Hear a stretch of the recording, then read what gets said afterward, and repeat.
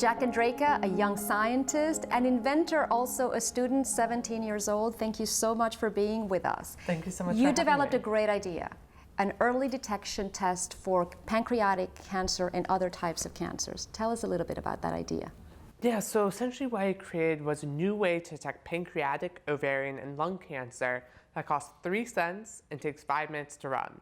This makes it 168 times faster, over 26,000 times less expensive, and over 400 times more sensitive than our conventional methods of detection, but also can detect the cancers in the earliest stages, when something has close to 100% chance of survival. And so far, it has over 90% accuracy at detecting those cancers. But one of the coolest things about this sensor is it can be rapidly applied to really any disease, ranging from Alzheimer's, other forms of cancer, even HIV, AIDS, and heart disease. The possibilities are pretty much endless for it. So that's what my 9th grade science fair project was about. And you were only 15. Why do you think this wasn't done before? It was really being at the right place at the right time. And that's what all science is about, is being at the right place in the right time with the right mentality. And so I was just sitting in my high school biology class, listening about these certain types of molecules that only bond with like certain proteins in your bloodstream that are found when you have these cancers. So we were learning about these. And then at the same time, I was reading an article about single-walled carbon nanotubes. And these are essentially these long, thin tubes of carbon that are an atom thick, and they're 1/50,000th the diameter of a single strand of your hair. So they have these amazing properties. They're kind of like the superheroes in material science. Like they conduct electricity better than copper and are stronger than steel. I mean, they're simply amazing. But their properties had just begun to be understood. I mean, the Nobel Prize was awarded for their discovery in 2008. And so that just really speaks to the recency of how these nanotubes are working and how to make them really cheaply. And so these two technologies were kind of coming together at the same time. This massive influx of new proteins that we find in your bloodstream when you have these cancers, as well as these carbon nanotubes. And there I was caught in the middle in my high school biology That's when class. you had your eureka moment. Exactly, and it's a pretty unlikely place to have a eureka moment in high school biology class. Probably the stifler of innovation, but it was still really cool when I had that moment. And yet that was the lab where you were able to begin your research, your high school lab, if I'm not mistaken. Yeah, so I began doing some preliminary tests in there, and once I saw maybe there's something to this idea, I got 199 rejections. And I only got 1 acceptance from Dr. Andraka at Johns Hopkins University. Were you losing hope? I was absolutely losing hope. I mean, I was like, well, maybe this idea doesn't work. I mean, I could take my parents telling me no, and my biology teacher, I didn't like her, so I was like, all right, whatever. But 199 of the foremost experts on pancreatic cancer saying, this idea isn't going to work. I mean, that was really harsh for me. I mean, these amazing people are saying this idea is terrible, Jack. Do you think there's a prejudice or some sort of discrimination that knowledge is just supposed to be owned by very, very few, and if a 15-year-old has an idea, then it's immediately discarded just because he's too young and inexperienced? I mean, there definitely is that kind of mentality in the scientific community. There's kind of this rite of passage that you have to go through, like the standard bachelor's degree, as well as a PhD or an MD, and maybe even more like a postdoctorate. And that there's just this incredible time barrier to being able to do science. And I do admit that extra knowledge does come in handy, but at the same time, the ideas of the youth are some of the most innovative and creative ideas, and to just discard those, that's just a waste of human capital. And so for me, it would be really amazing if you could combine the ideas of the youth and the knowledge of the old generation. So to be an innovator, do you learn how to be an innovator? Are you born an innovator? There's this one quote, I think it was from Picasso, that's like, all children are born artists. It's only maintaining their artistic talent and creativity. And that really speaks to innovation in general. Everyone's born an innovator. Everyone can be a scientist, an engineer, an astronaut. It's just a matter of keeping that creativity, that drive, that passion. Because science is incredibly interesting. I mean, what isn't cool about learning that, hey, we're made of the stuff of stars, or hey, I could find a new way to detect pancreatic cancer. I mean, that's simply amazing. And is it a great idea, a great execution, or both? Both. You have to have not only a great idea, because everyone can have an idea. It's the execution that's particularly key. So it's kind of this joint thing between the two where you have to have both in order to succeed. Do you think our schools are doing enough to promote innovation? Are our companies doing enough to promote innovation? On the education side, I actually think a lot of school systems are actually detrimental to creativity because we have all these standards and we're teaching to standards, but people aren't a standard. We're unique individuals who each have our creativity and talents that we bring to the table. And so I think that we're really squandering our human potential by saying you have to meet this standard, and if you don't, then you're considered a failure.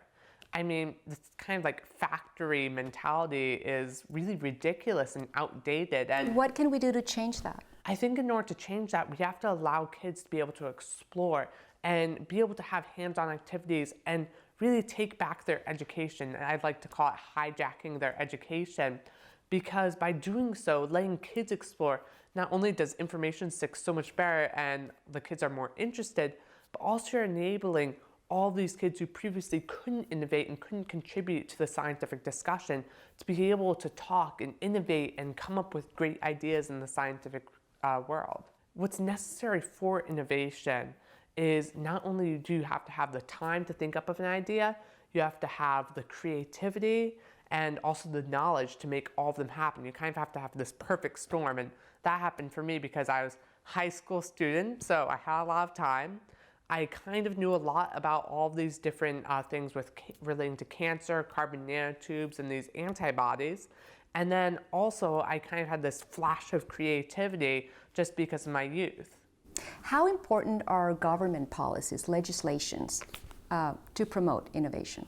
So governmental policies, particularly how it relates to patents, are absolutely crucial because patents are one of the main driving forces of innovation. They provide this instant incentive to innovate. And also, in order to make an innovation carry on to real life applications from bench to bedside, really for the medical applications, you need to have so much investment in terms of financials. And in order to have that, you have to have these patents.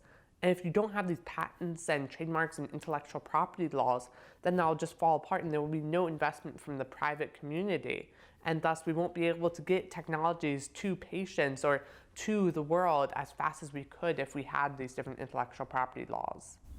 When we think about innovation, we think about science, we think about technology. Do you think innovation needs to be more spread out through the industries? Definitely. And there's this whole movement about that called STEAM, where it's all about STEM, like science, technology, engineering, and math, but combining it with art.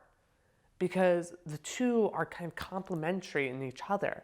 I mean, innovation in art is just as important as innovation in science, because science at times, it can be cold and unfeeling and lack that human connection. That's where the art comes in and makes it such that it has that human connection, where it's easy to use, it's simple, it's painless.